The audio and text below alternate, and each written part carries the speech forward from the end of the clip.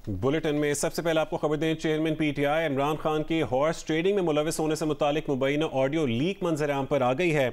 इस ऑडियो में इमरान खान चाले चलने का कह रहे हैं और अराकीन की खरीदो फरोख्त से मुतालिक उनका कहना है कि 5 मेरे पास, बस 5 और।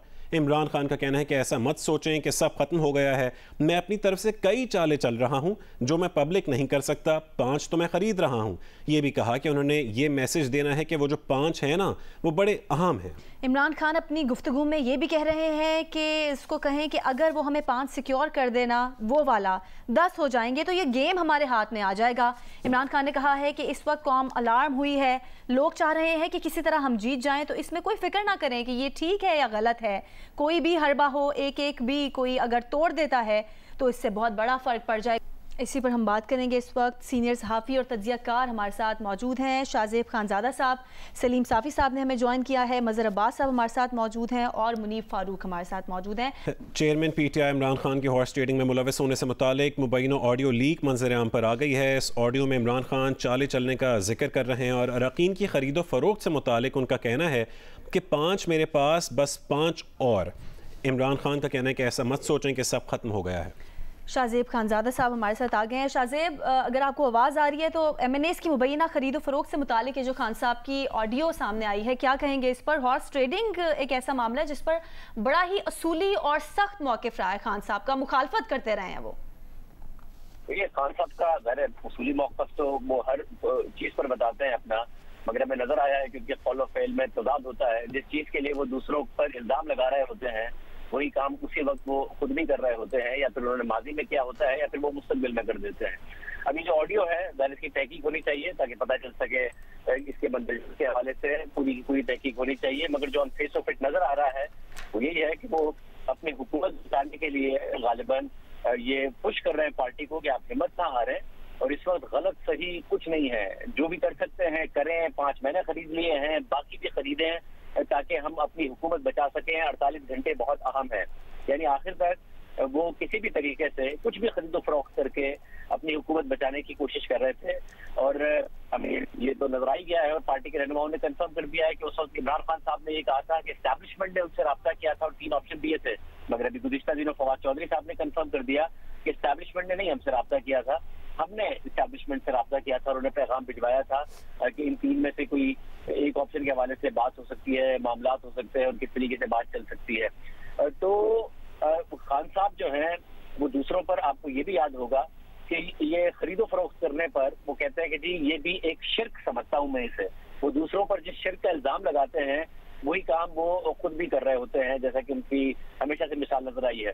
देखिए, जो खान साहब उसूल की बात करते हैं वो कहते हैं मैं बड़ा एक शफाफ इलेक्शन कमीशन चाहता हूँ, मगर हमें याद होगा कि वो election commissioner, chief election commissioner के खिलाफ उस वक्त हुए जब दसका में 10 प्रिजाइडिंग अफसरान को अगवा कर लिया गया था।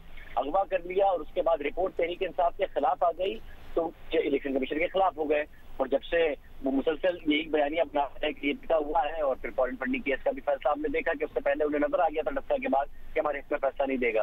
तो ये है बहुत खान साहब के लिए डैमेजिंग के जो उन्होंने साइफर का बयानिया बनाया उसके हवाले से पता चल गया ऑडियो लीक से कि वो सब एक खेल था। उससे पहले भी पता ही था, मगर जाहिर है अवाम के सामने और हकीकत सामने आ गई इमरान खान साहब ही की आवाज में, वरना मुल्क की अदलिया, मुल्क के एजेंसियां, मुल्क के इदारे वो तो सब कह ही चुके थे। इसके अलावा अगर साबिक एम्बेसडर्स वो सब बता चुके थे कि इसमें ऐसी कोई बात नहीं है, मगर खान साहब ने एक साजिश का बयानिया बनाया और उसे भरपूर तरीके से बेचा। दूसरा, उन्होंने ये बयानिया बनाया कि ये सारे चोर हैं, इन्होंने बहुत ज्यादा पैसा कमाया है और उसकी वजह से इन्होंने हमारे MNAs खरीदे हैं और ये एक शिर्क है। तो वाज़ेह नजर आ रहा है कि खान साहब खुद खरीदो फरोख्त की दौड़ में शामिल हो रहे थे, जो कि इस ऑडियो से बजाय नजर आ रहा है, और वो अपनी पार्टी को पुश कर रहे थे कि अभी हिम्मत ना हारें, 5 मेरे पास है, खरीद लिए हैं और खरीदे जा सकते हैं, आखिर के 24 घंटे बहुत अहम है।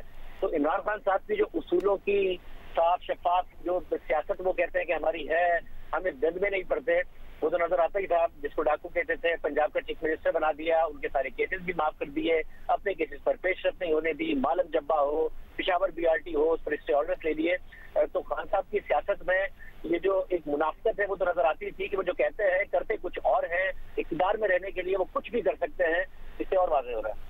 ठीक है शाहज़ेब, आप हमारे साथ ही रहेगा। सलीम साफ़ी साहब भी हमारे साथ टेलीफोन लाइन पर मौजूद हैं। साफ़ी साहब, सिंध हाउस इस्लामाबाद में ख़रीदो फरोख्त की मंडियाँ लगाई गई, जैसे इल्ज़ामात लगाने वाले खान साहब की अपनी मुबैना ऑडियो सामने आ गई जिसमें वो 5 M&As खरीदने का जिक्र करें, क्या कहेंगे आप? देखिए, मेरे लिए तो इस ऑडियो को सुनने में ना कोई खबर है और ना मुझे इस पे कोई हैरत हुई है, क्योंकि इमरान खान साहब असल में ये तो पीपल्स पार्टी और नून लीग की नाअहली है कि वो प्रोपेगेंडे की सलाहियत उतनी अपनी पैदा नहीं कर सकते, वरना तो ये चीजें तो हम सालों से देख रहे हैं। मसलन खैबर पख्तूनख्वा में जब पहली हुकूमत उन्होंने बनाई तो आपको याद होगा कि परवेज खटक साहब जरदारी साहब के तरबियत याफ्ता हैं, तो वहाँ पे भी हुकूमत साजी के अमल में भी पैसा चला। फिर बाद में आपने देखा कि बलूचिस्तान में जरदारी साहब और इमरान खान ने मिलके वहाँ पे पैसा चलाया। फिर उसके बाद सेनेट में आप देख लें कि इस वक्त हमारे सिगरेट माफिया के जितने भी खैबर पख्तूनख्वा के लोग हैं वो एक एक खानदान के ज्यादातर लोग, कोई सेनेटर बना है, कोई एक खानदान के 3 बंदे इस वक्त इमरान खान साहब ने पार्लियामेंट में बिठा रखे हैं। और फिर आजम स्वाति साहब को आप जानते हैं कि वो इस चीज के माहिर हैं और अमेरिका से आने के बाद तो उन्होंने ये मेरे ख्याल में वाहिद पार्टी है कि जिसके पार्टी के अंदरूनी इलेक्शन के दौरान भी पैसे का इस्तेमाल हुआ था, और न सिर्फ ये कि वो जो इनका अंदरूनी कमीशन बना था उसने उसकी तस्दीक की थी, जिसके बाद फिर कमीशन के सरबराह को हटा दिया गया। तो इमरान खान साहब की इस मामले में कोई अखलाकियात नहीं है। वो इक़्तिदार तक पहुंचने के लिए और फिर उसके दवाम के लिए उन्होंने हर वो हरबा इस्तेमाल किया जो कोई उसूल और अखलाकियात से आरी सियासतदान करता है। मसलन उन्होंने इस्टेब्लिशमेंट का वो तो खुद इकरार किया उन्होंने कि उन्होंने एजेंसियों के जरिए अपने लोगों को मैनेज किया, और वो इंतहा की हद तक किया। उन्होंने एजेंसियों के कहने पे उन्होंने अपने बदतरीन हरीफों को और उनकी जातियात पे हमले करने वालों को उन्होंने अपने साथ में लाया और उनको अहम ओहदे दिए। इसी तरह चंदे के नाम पे जमा होने वाले पैसे उन्होंने सियासत के लिए इस्तेमाल किए। और मैं आपको कहता हूं कि पार्टी इलेक्शन के अंदर खरीदो फरोख्त की आजम स्वाति साहब के हाथों उसकी वीडियोस जो है वो इनके 2 वज़रा के पास मौजूद थी, फेडरल मिनिस्टर के पास, और वो उन्होंने इमरान खान को दिखाई भी थी। और मैं पहले ये रिपोर्ट कर चुका हूं कि जब धरनों के दिनों में उन लोगों ने इमरान खान साहब से शिकायत की, मुराद सईद और शिबली फराज ने, तो उन्होंने उनसे कहा कि बल्दियाती इलेक्शन तक आजम स्वाति को रहने दे क्योंकि उनके पास पैसा है और उसमें पैसे की जरूरत पड़ती है। तो ये खरीद फरोख्त हमें तो इल्म है कि इमरान खान साहब हमेशा से करते रहे, और इस मामले में वो अगर जरदारी से 2 कदम आगे नहीं है तो 2 कदम पीछे कतई नहीं होंगे। यकीनन। हमारे साथ मज़हर अब्बास साहब भी मौजूद हैं। मज़हर अब्बास साहब, जैसे सलीम साफ़ी साहब भी बात कर रहे हैं, इसी साल 2022 में इमरान खान ने हॉर्स ट्रेडिंग का मास्टरमाइंड जो है वो आसिफ अली जरदारी को करार दिया, और अब ये मुबैना ऑडियो लीक जब सामने आई है तो बड़ा खुल के तजाद नज़र आता है खान साहब के बयानिए में भी। देखिए, ये जो इस वक्त ऑडियो आई है, पिछली 3 ऑडियोज जो आई हैं, जिसमें एक शौकत तरीन साहब की थी जो गुफ्तगू कर रहे थे, उसका ताल्लुक IMF से था। फिर इमरान खान साहब की अपनी ऑडियो थी जो मुख्तलिफ असद उमर साहब और दीगर PTI के रहनुमाओं से गुफ्तगू कर रहे थे जिसका ताल्लुक साइफर से था। और ये तीसरी ऑडियो, ये इन तीनों में से ये अगर ऑडियो दुरुस्त है, और मैं फिर ये कह रहा हूँ क्योंकि मुबैना है और तहरीक इंसाफ के जो जराए से मैंने मालूम किया वो इस ऑडियो पर शुकूक व शुबात का इज़हार कर रहे हैं, इस ऑडियो पे। और इससे पहले दोनों ऑडियोज पे उन्होंने नहीं किया था, और इस ऑडियो पे वो कह रहे हैं कि जी आवाज़ें जोड़ी गई हैं, इस तरह की बातें जो तहरीक इंसाफ के जराए कह रहे हैं। लेकिन अगर ये दुरुस्त है तो ये सबसे ज़्यादा डैमेजिंग है इमरान खान साहब के लिए, इसलिए कि इसका ताल्लुक हॉर्स ट्रेडिंग से है, इसका ताल्लुक सियासी अखलाकियात से है। और चूंकि इमरान खान एक अपने आप को एक हाई मॉरल ग्राउंड पे खड़ा करते हैं, लिहाजा अगर ये चीज़ें दुरुस्त साबित होती हैं और इसकी तहकीकात प्रॉपरली होती है तो ये बहुत ज़्यादा उनके जो सपोर्टर्स हैं उनको सबसे ज़्यादा शौक होगा इस ऑडियो पे। इसलिए कि अगर इमरान खान की बात जो उस ऑडियो में सुनाई देती आवाज़, ये है कि 5 तो मैं खरीद रहा हूँ। अब ये जो खरीद है ये बहुत डैमेजिंग है उन सपोर्टर्स के लिए जो इमरान खान को सिर्फ इस बुनियाद में सपोर्ट करते हैं कि Imran Khan high moral ground हैं और इस तरह की यकीन है इसका ताल्लुक कहां से है और किन लोगों के हवाले से वो ये बात कह रहे हैं कि अगर हमें 5 और मिल जाए। और अगर आप देखें कि 8 मार्च से 9 अप्रैल तक जो पॉलिटिकल एक्टिविटीज रही हैं उसमें 27 मार्च को जाके गालिबन इमरान खान को ये यकीन हो गया था कि अब खेल खत्म हो गया है। तो अब मुझे नहीं पता कि ये 27 मार्च से पहली वाली सूरत हाल है, लगता यही है कि इससे पहले वाली सूरत हाल है, क्योंकि 27 मार्च को तो फिर वो खुलकर सामने आ गए थे जो साइफर वगैरह का मसला था। अब ये 5 का ताल्लुक कहां से हो सकता है, इन 5 का ताल्लुक किस जमात से हो सकता है अगर ये दुरुस्त है? क्या ये एमक्यूएम के हवाले से बात कर रहे हैं, क्या ये बाप के हवाले से बात कर रहे हैं, या विद इन पीटीआई जो लोग थे उनके हवाले से गुफ्तगू कर रहे हैं? तो ये बाद में आगे जाके डिटरमिन हो सकता है।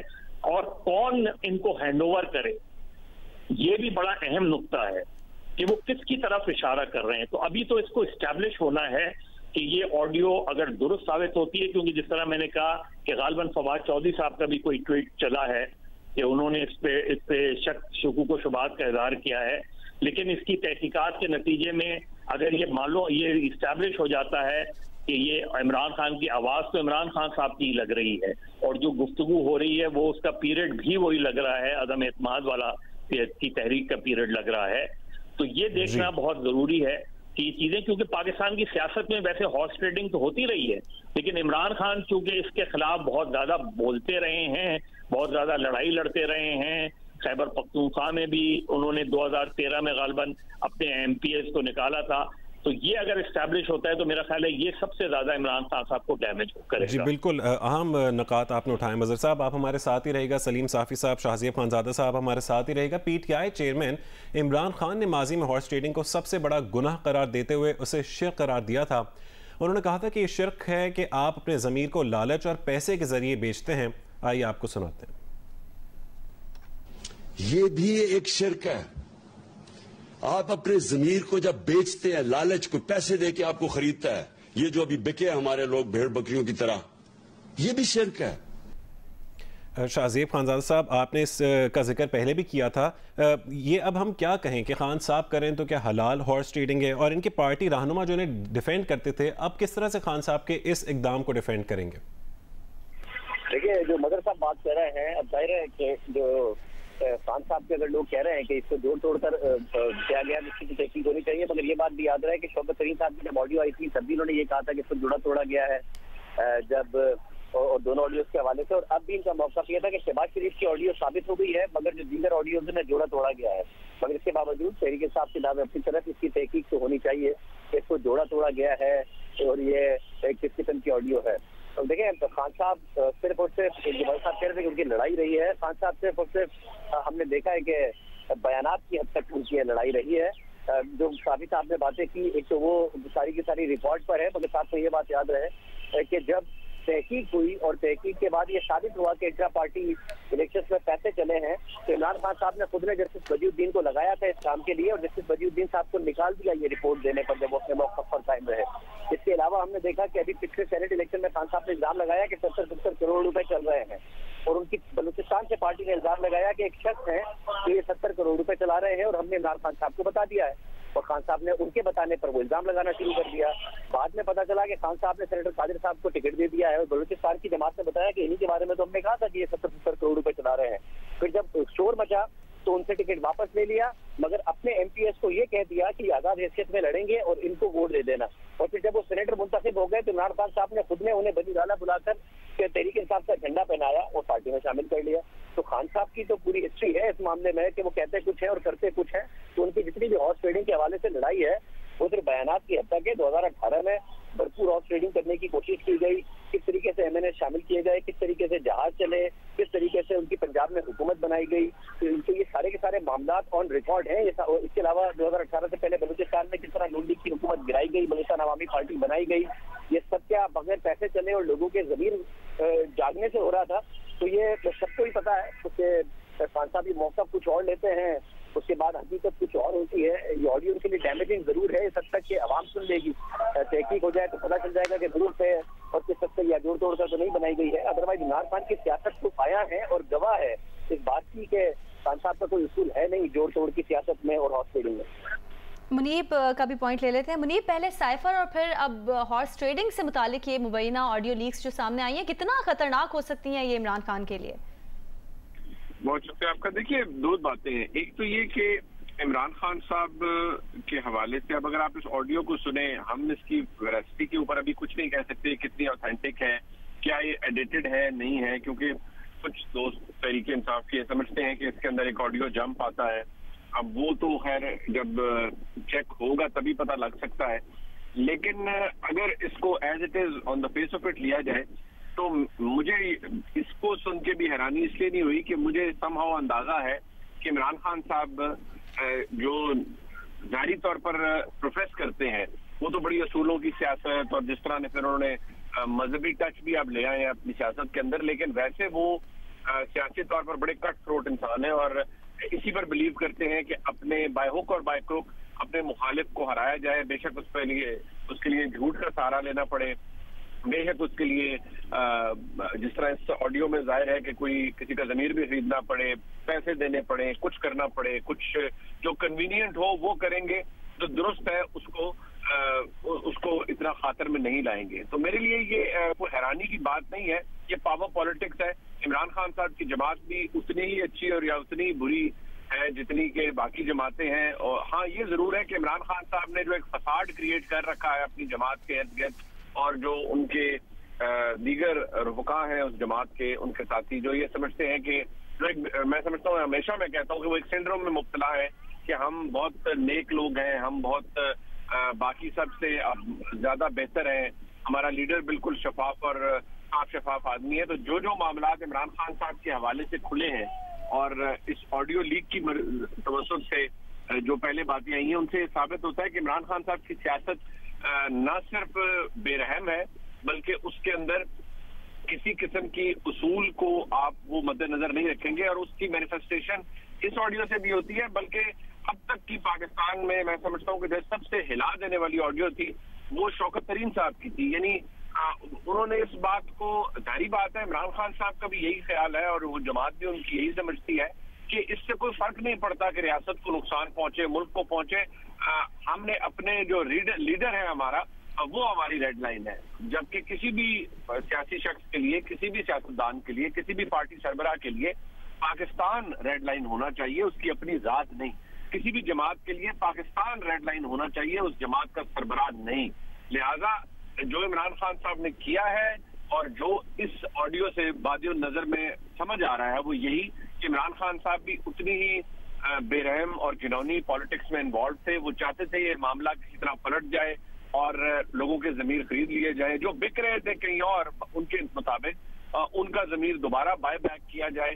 क्या ये बात दुरुस्त है नहीं है, इसकी इन्वेस्टिगेशन होगी, लेकिन ये मैं समझता हूँ अब तक की मेरे ख्याल में पाकिस्तान में जो सबसे डैमेजिंग है वो शौकत तरीन साहब की है। और उसके बाद अगर इस ऑडियो को लिया जाए तो ये भी इक्वली डैमेजिंग है और ये समहाउ उसके साथ जुड़ जाती है, कंट्रीब्यूट करती है कि एक तरफ इमरान खान कहते हैं कि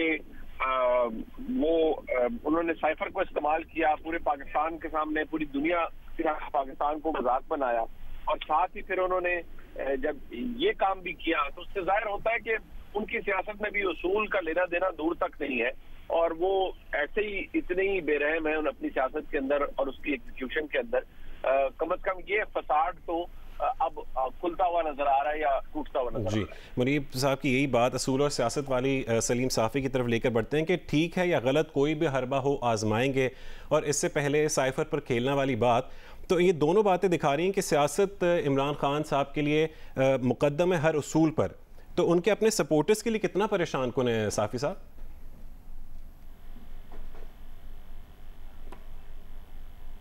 साफ़ी साहब हमें सुन पा रहे हैं? मज़हर अब्बास साहब, यही सवाल आपकी तरफ लेके बढ़ूंगा कि ठीक है या गलत कोई भी हरबा हो आजमाएंगे, और इससे पहले साइफर वाली बात पर खेलना, तो यही जो मुनीब साहब भी कह रहे थे कि असूल जो है वो कहीं नज़रअंदाज होते नज़र आते हैं और ये मुकद्दम है उनके सियासत के लिए, तो क्या कहेंगे इस पर आप?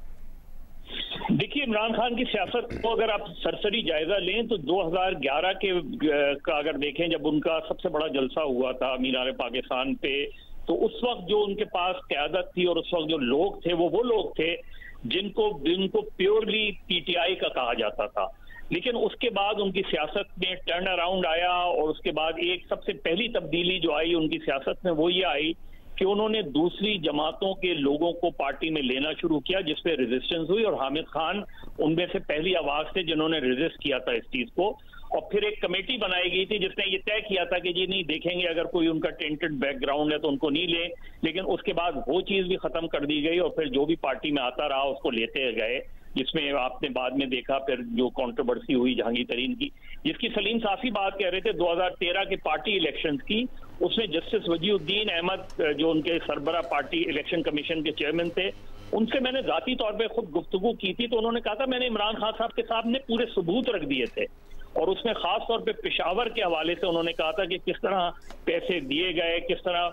तो उन्होंने कहा मुझे हैरानगी हुई कि जब उन्होंने उन सबूतों को और मुझसे ये कह दिया कि जी ये तो आपके दायरा इख्तियार में नहीं है, आप इसमें क्यों पढ़ रहे हैं। और उसके बाद हमने देखा अभी इमरान खान ने वापस रिसेंटली उन्होंने कुछ पुराने लोगों को वापस लिया, जिसमें हामिद खान भी थे, तस्नीम नूरानी भी थे, और फिर उन्होंने एक 8 रुकनी कमेटी बनाई है, और उसने भी इमरान खान साहब से पहले इजलास में यही बात की थी कि जी जो हम आपको पार्टी डायरेक्शंस देंगे वो आप उसको किस तरह फॉलो करेंगे, किस तरह करेंगे या नहीं करेंगे। तो उनके भी कुछ लोगों से मेरी गुफ्तगू हुई थी। तो अब ये जो ऑडियो लीक की अगर तहकीकात कराई जाती है और इसमें ये बात इस्टेब्लिश होती है, अभी क्योंकि इसमें इफ और बट्स बहुत से हैं, क्योंकि ऑडियो लीक्स में आमतौर पर हमने देखा है कि बहुत से इफ एंड बट्स हैं, जैसे खुद शहबाज शरीफ साहब की भी ऑडियो है, उसमें भी अभी असद उमर साहब को मैं सुन रहा था प्रेस कॉन्फ्रेंस में, उसमें भी वो सवाल कर रहे थे कि उनकी जो गुफ्तगू मरियम नवाज साहिबा से हुई थी। तो ये सारी चीजें इस्टेब्लिश होना बहुत जरूरी है। लेकिन इमरान खान साहब के लिए ये इसलिए बहुत इंपॉर्टेंट है कि ये जो इवेंट्स थे जो वोट ऑफ नो कॉन्फिडेंस के दौरान 8 मार्च से लेके 9 अप्रैल तक हुए, उनका अगर हम सरसरी जायजा लें तो उसमें हमें लगता है कि आखिरी मिनटों तक ये पूरी कोशिश की गई थी कि वोट ऑफ नो कॉन्फिडेंस को डिफीट दिया जाए। जब वो डिफीट करने में नाकामी हुई, और जाहिर है उसमें जो आखिरी जो कहा जाता है कि आखिरी जो सेटबैक हुआ, जिसके बाद इमरान खान साहब को ये यकीन हो गया कि अब ये कामयाब हो जाएगी, वो MQM का जाना था। और मुझे अब भी ये लगता है कि अगर ये दुरुस्त हुई और जिन 5 MNAs की वो बात कर रहे हैं, गालिबन उनका ताल्लुक MQM से है। और ये भी इत्तलात थी कि उनको बहुत से गैर सियासी लोगों ने अप्रोच किया था MQM को, जो दोनों तरफ के थे, जो दोनों तरफ के गैर सियासी लोग थे, उन्होंने अप्रोच किया था। किसी ने कहा इमरान खान साहब के साथ खड़े रहें। बड़ी इंपॉर्टेंट बात मज़हर अब्बास साहब कह रहे हैं कि ये जिन 5 MNAs की बात की जा रही है वो कौन है, इस बारे में भी बात करना बहुत ज़्यादा ज़रूरी है। मज़हर साहब हमारे साथ ही मौजूद रहिए, शाहज़ादा साहब भी हमारे साथ मौजूद हैं, सलीम साफ़ी साहब भी और मुनीब फारूक साहब भी। एक अहम अपडेट आपको दे दें, PTI चेयरमैन इमरान खान ने 20 जुलाई 2022 को सोशल मीडिया पर अपने बयान में कहा था कि आज लाहौर में सिंध हाउस जो है वो ट्रेडिंग हॉर्स ट्रेडिंग जैसे मनाजिर दोबारा वहां पे नजर आ रहे हैं। अरकान सूबाई असम्बली को खरीदने के लिए 50 करोड़ रुपए तक की ऑफर की जा रही है। इस खेल के पीछे आसिफ अली जरदारी का हाथ है, उन्होंने करप्शन पर NRO लिया है। इमरान खान ने कहा था कि आसिफ अली जरदारी लूटी हुई दौलत से लोगों को खरीद रहे हैं, उन्हें जेल में डालना चाहिए। ये ना सिर्फ जमहूरियत बल्कि हमारी सोसाइटी के अखलाक पर भी हमला है। इमरान खान ने यह भी कहा था कि सुप्रीम कोर्ट ने पार्टियां बदलने वालों पर जिंदगी भर के लिए पाबंदियां लगाई होती तो उसकी रोकथाम होती। इंपोर्टेड हुकूमत के करता धरता को एहसास नहीं कि कौम को शदीद नुकसान पहुंचाया जा रहा है। PTI चेयरमैन इमरान खान ने 20 जुलाई 2022 को सोशल मीडिया पर अपने बयान में ये कहा था कि आज लाहौर में सिंध हाउस हॉर्स ट्रेडिंग जैसे मनाजिर दोबारा नजर आ रहे हैं। अरकान सूबाई असम्बली को खरीदने के लिए 50 करोड़ रुपए तक की ऑफर की जा रही है और इस खेल के पीछे आसिफ अली जरदारी का हाथ है, उन्होंने करप्शन पर NRO लिया है। इमरान खान ने कहा था कि आसिफ जरदारी लूटी हुई दौलत से लोगों को खरीद रहे हैं, उन्हें जेल में डालना चाहिए। शाहजेब खानजादा साहब से गुफ्तगू दोबारा हम कंटिन्यू करेंगे। शाहजेब साहब, इन ऑडियोज़ की ये जो टाइमिंग है इसकी कितनी वेटेज है? चूँकि अगर ये ऑडियोज़ उस वक्त पर आती जब तहरीक अदम एतमाद का सिलसिला चल रहा था तो इसका ज़्यादा सियासी नुकसान खान साहब को होता, तो अभी इन ऑडियो लीक्स का मकसद क्या हो सकता है? देखिए, ये बड़ी अहम बात से बात की है कि जो टाइमिंग है वो कितनी मैटर करती है। अब बाद में पता चल गया, DGI-SPR ने बताया कि एजेंसियों ने इन्वेस्टिगेट किया है और कोई साजिश नहीं है। इसके अलावा हुकूमत ने रिस्पॉन्ड किया, फिर ऑडियो लीक्स आ गई। मगर इमरान खान साहब तो 3-4 महीने वो बयानियां बनाने में कामयाब हो गए, उन्हें खुद भी छूट मिली।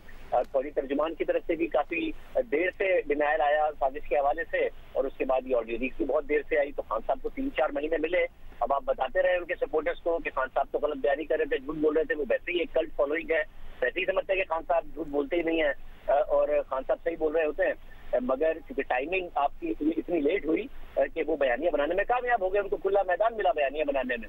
इसी तरीके से ये जो मामलात हैं ये अब आ तो रहे हैं, मगर खान साहब एक बयानियां बनाने में अपने वर्कर सपोर्टर में कामयाब हो गए। तो ये सोचना कि उनका वर्कर सपोर्टर ये ऑडियो लीक सुनकर उनके खिलाफ हो जाएगा, खान साहब उसको एक नए तरीके से सेल कर देंगे। जिस तरीके से जो ऑडियो उनकी लीक हुई कि साइफर पर खेलना है, तो उन्होंने कहा कि जाहिर है इसको यूज तो हमने करना था।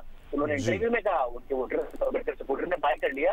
तो ये बात आपकी दुरुस्त है कि टाइमिंग बहुत अहम होती है, और टाइमिंग के मामले में इमरान खान साहब काफी आगे नजर आते हैं, सियासी जमातों से भी या फिर इदारों से भी। बयानियां बनाने के हवाले से उनका सोशल मीडिया भी ज्यादा एक्टिव है। मगर जाहिर है बहुत सारी चीजें लॉन्ग टर्म में आपको डैमेज करती हैं, शॉर्ट टर्म में आप गेन करते हैं। खान साहब की एक स्ट्रेटजी है कि एक झूठ बोलो, गलत साबित हो जाए, एक और झूठ बोल दो, फिर एक और झूठ बोल दो, ताकि लोग सिर्फ एक नए झूठ के ऊपर फोकस करें।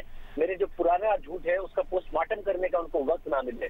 मेरे भी back to back audio leaks आ रही है, तो लोगों में जरा एक कल्ट फॉलोइंग होती है, तो एक न्यूट्रल वोटर सपोर्टर होता है जो आइदर वे स्विंग कर सकता है, जो किसी और जमात को भी वोट दे सकता है, आपको भी वोट दे। पर बार बार के झूठ से ये फर्क जरूर पड़ता है कि खान साहब बयानियां बनाते हैं और इस लेवल पर जाकर बनाते हैं कि कौमी सलामती को एट स्टेक रख देते हैं, कभी मईशत को स्टेक पर रख देते हैं अपनी हुकूमत बचाने के लिए, और पेट्रोल की कीमतों और वो काम करके जाते हैं जिससे IMF का मुआहदा डिलेड होता है और मुल्क डिफॉल्ट के करीब पहुंच जाता है, श्रीलंका वाली सूरत हाल हो जाती है। कभी खारजा पॉलिसी को मुकम्मल तौर पर एट स्टेक रख देते हैं और अमेरिका के साथ पाकिस्तान के ताल्लुकात और मगरबी ममालिक के साथ खराब कर देते हैं, क्योंकि उन्हें अपनी हुकूमत के हवाले से एक बयानिया बनाना होता है, साइफर के हवाले से एक झूठा बयानिया बनाना होता है, कभी बाइंग एंड सेलिंग के हवाले से। तो ऑडियो आप सुन रहे हैं, तो जो ये एक असर पड़ता जरूर है। वक्त पर चीजें ना हो तो जाहिर है खान साहब को एक मौका मिलता है जिसकी वजह से उनकी कल्ट फॉलोइंग तो में इजाफा होता जाता है। बट एक दूसरे वोटर सपोर्टर में तासुर जरूर पैदा होगा कि खान साहब बहुत गलत बयानी करते हैं, बहुत झूठ बोलते हैं, उसके बात का भी नहीं ख्याल करते हैं कि मुल्क डिफॉल्ट करे तो कर जाए, मुल्क का गरबत बढ़े तो बढ़ जाए, मुल्क की खारजा पॉलिसी कॉम्प्रोमाइज हो जाए, होती है तो हो जाए। ठीक है, बहुत शुक्रिया शाहज़ेब खानज़ादा साहब, मुनीब फारूक साहब, सीनियर सहाफ़ी तज्ज़ियाकार मज़हर अब्बास और सलीम सहाफ़ी साहब, आपकी तज्ज़िया और तबसरों के लिए। एक अहम अपडेट शामिल करेंगे। FIA ने तहरीक इंसाफ के बानी रुकन हामिद ज़मान को फॉरेन फंडिंग केस के सिलसिले में गिरफ्तार कर लिया है। हामिद ज़मान को वारिस रोड पर वाक़े उनके दफ्तर से गिरफ्तार किया गया है। FIA ने तहरीक इंसाफ के बानी रुकन हामिद ज़मान को फॉरेन फंडिंग केस के सिलसिले में गिरफ्तार कर लिया है। मज़ीद तफसीलात जानिए जी न्यूज़ के नुमाइंदे अदनान मलिक से। अदनान, क्या तफसीलात हैं? जी, पाकिस्तान तहरीक इंसाफ के बानी अरकान में ये शामिल थे हामिद ज़मान और ये मशहूर कारोबारी शख्सियत भी हैं। इनको फॉरेन फंडिंग केस में गिरफ्तार किया गया है 2008 में। ये जब इंसाफ वेलफेयर ट्रस्ट के सेक्रेटरी थे उस वक्त फॉरेन फंडिंग आई थी, तकरीबन 6 लाख डॉलर से ज्यादा की कुछ फंडिंग, और उस सिलसिले में इनसे हिसाब मांगने के लिए इन्हें बुलाया गया था 1-2 दफा, लेकिन ये FIA के रूबरू पेश नहीं हुए। आज इन्हें इनके ऑफिस वारस रोड से गिरफ्तार कर लिया गया है और उनसे मजीद तफ्तीश जारी है। इन्हें FIA के डायरेक्टर हैं जहांजेब, उनकी हिदायत पर गिरफ्तार किया और ये बैंकिंग सर्कल जो FIA का एक सेक्शन होता है उसने गिरफ्तार किया है। बहुत शुक्रिया अदनान तफसील देने के लिए।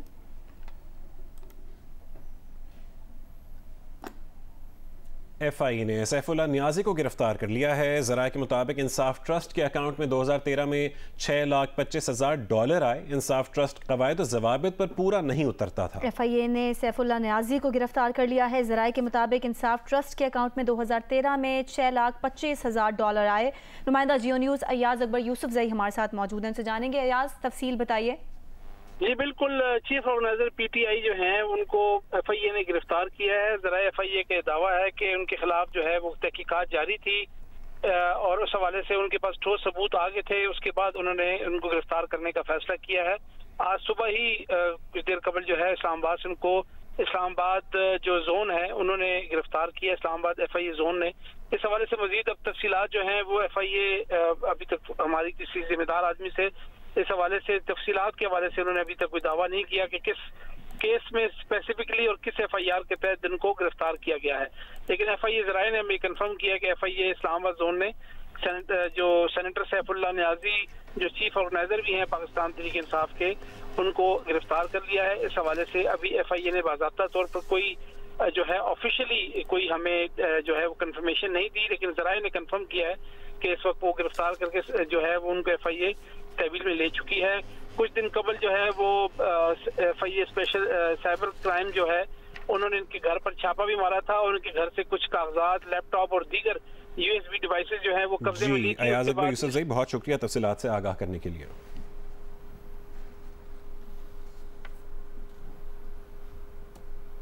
चेयरमैन पीटीआई इमरान खान की सीसीपीओ लाहौर से मुलाकात का इंकशाफ हुआ है। जराये के मुताबिक इमरान खान और गुलाम महमूद डोगर की मुलाकात 45 मिनट तक जारी रही। इमरान खान और सीसीपीओ की मुलाकात की तफसीलात सामने आ गई हैं। मुलाकात में चंद सीनियर वज़रा भी शरीक थे।